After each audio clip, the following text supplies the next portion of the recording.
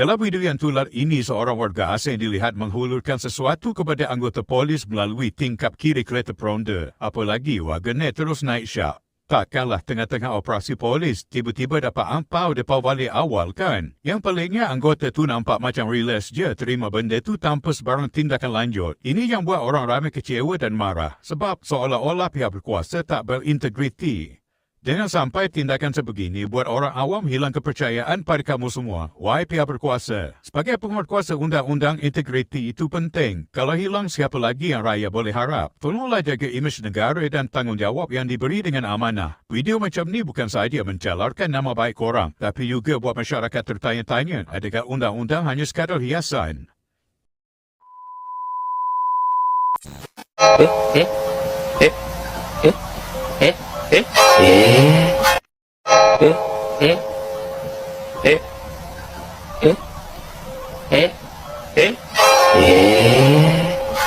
Assalamualaikum warahmatullahi wabarakatuh. Yang beginian kok di tempat umum sih? Coba cari tempat yang nggak umum gitu loh, yang nggak rame orang, yang sepi-sepi sedikit. Jadi ya resiko direkam oleh orang lain itu sangat kecil. Tapi kalau di tempat ramai seperti ini, ya pasti ada kemungkinan besar direkam oleh seseorang.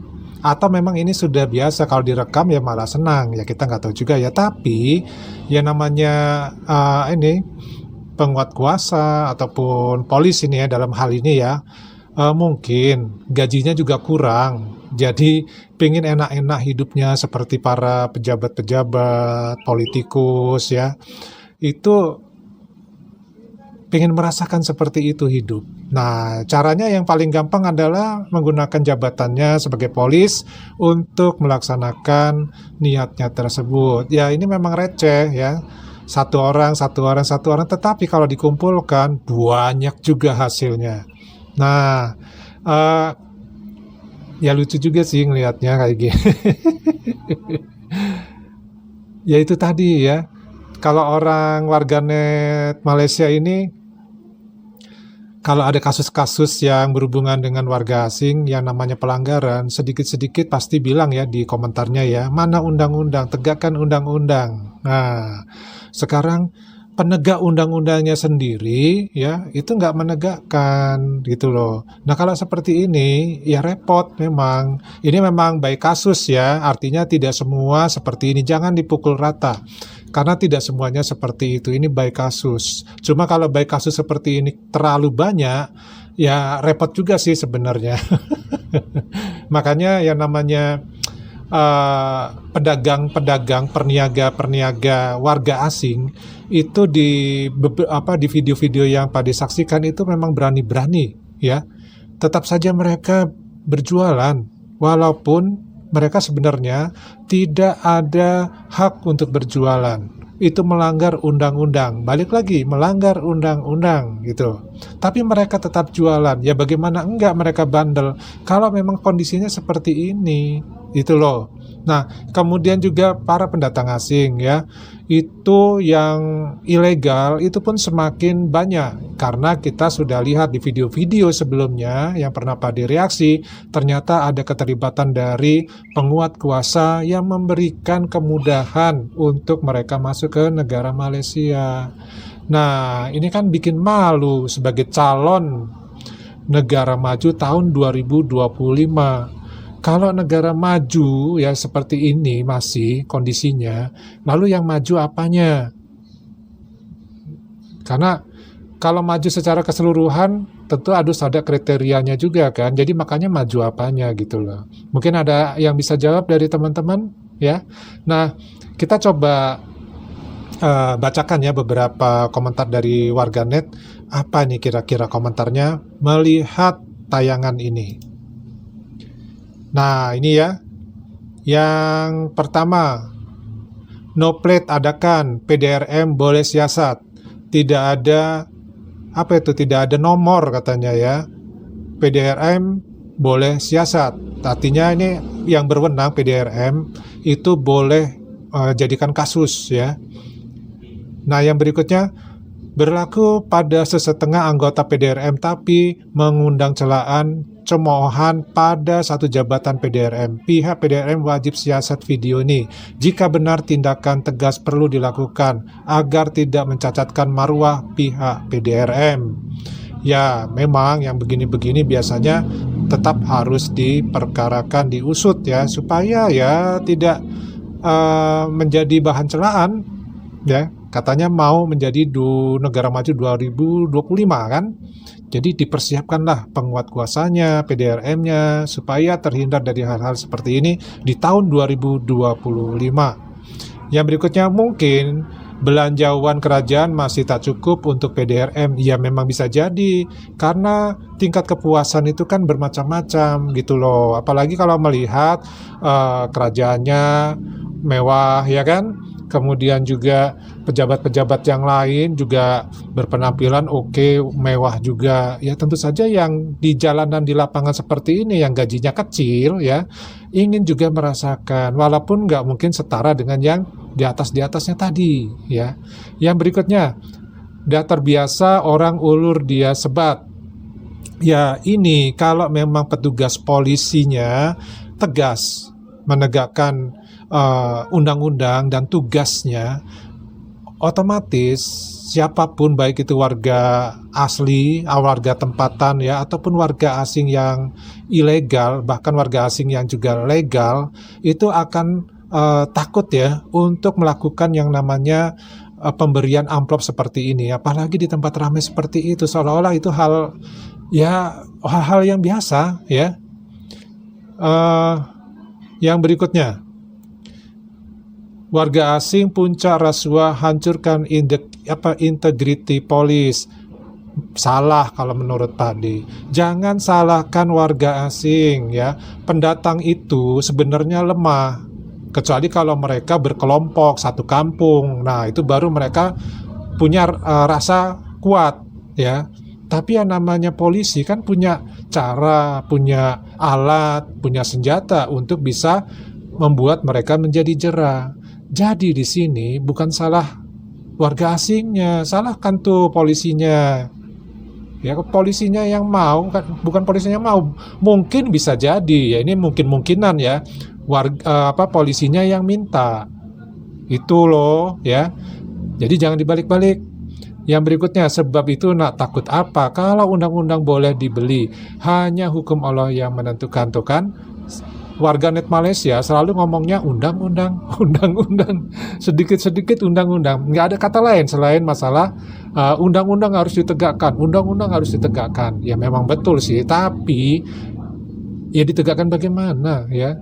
Justru yang harus ditegakkan itu para penegak undang-undang ini tadi gitu loh. Kalau undang-undangnya kan memang sudah tegak. Yang berikutnya, kerajaan Mandani tapi 2 kali 5 je. Nggak ngerti nih maksudnya apa nih 2 kali 5, 2 kali 5 10 ya. Apa nak jadi rosak negara nih, malu. Ini namanya pengkhianat. Nah itu tahu yang beginian ini pengkhianat ya. Benar, itu sama dengan para TKI YouTuber pro Malaysia.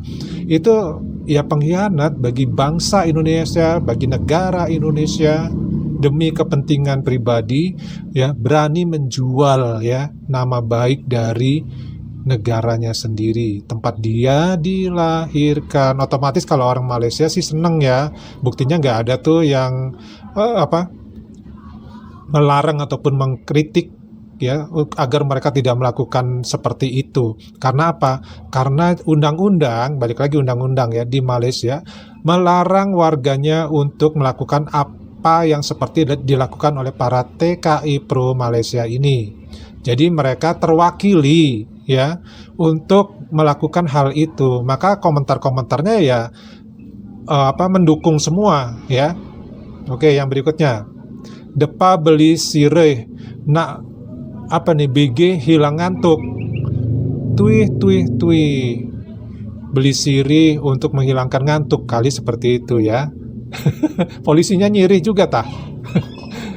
Bermurah hati biar bertempat. Oh ya. Masuk. Nah, oke.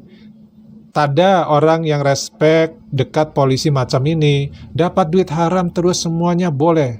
Bila besar Dengan duit haram maka lahirlah anak yang hatinya keras dari agama. Maka bertambah jahil rakyat nanti bila semua ambil duit haram. Yang menjadi tuan ialah pemberi rasuah. Yang hina lagi celakanya yang terima rasuah. Hancur negara bila ada polisi semacam ini. Ya, dimanapun polisi yang semacam ini ada, cuma kadarnya ada yang sedikit, ada yang banyak gitu ya. Ada yang 1-2 oknum, ada yang massal. Seperti itulah gambarannya. Yang berikutnya, orang tua tun ajar rasuah sampai semua lapisan penjawat awan begini. Ya, namanya mengajarkan itu kan tidak semuanya menjadi baik ya. Ada yang kadang tidak sesuai yang diharapkan. Wow, awal dapat angpau de pavai. Pujian itu dapat angpau. Masih ada yang beriman kepada uang haram. Ya iyalah, kita nggak usah munafik ya, di dunia ini itu kan pasti ada baik, ada jelek gitu. Jadi nggak usah heran. Benda ini fardu ain pada mereka. Aduh, katanya. Ada yang menangis sambil tertawa. Daun sirih kot. Wah, daun sirih katanya. PDRM memang terbaik. Wah, ya oke. Mungkin polis itu bersedekah. Ya bisa jadi polisinya bersedekah ya. Oke, kalau bersalah pun tidak boleh pecat, just tukar lokasi. Ya itulah biasanya memang seperti itu ya. Kalau dia salah, terbukti bersalah, ya sudah tukar, pindah lokasi operasinya. Pernah tanya Rohingya berapa dia orang minta. Dulu kalau RM50 dia orang ambil. Sekarang paling kurang 200 ringgit Malaysia. Wow, luar biasa. Itu belum lagi dengan berlambat peniaga warga asing lagi ramai lagi kaya. Ya ini orang lapangan ya, yang namanya orang lapangan, orang pemerintahan bekerja di lapangan, ya begini resikonya ya. Mudah sekali untuk menerima sesuatu yang seharusnya diharamkan. Tapi ya mereka yang minta kan, ini kebanyakan ya kasusnya. Ini abang banyak berlaku kita, kata orang ini semua tak paham apa yang buat orang pangat besar, dia orang ambil banyak besar angpau. Ya begitulah, siapapun, walaupun kita juga mungkin kalau adanya kesempatan ya, maka peluang itu pasti ada gitu loh. Jadi jangan cari ini ya, peluang ya, supaya kesempatannya semakin kecil. Banyak sudah saya nampak, lebih lagi bila tahan motor. Kami lihat bercerita lama dengan warga asing, tak habis cerita, lepaskan saja warga asing. Dah dapat habuan lah tuh. Ya, begitulah ceritanya.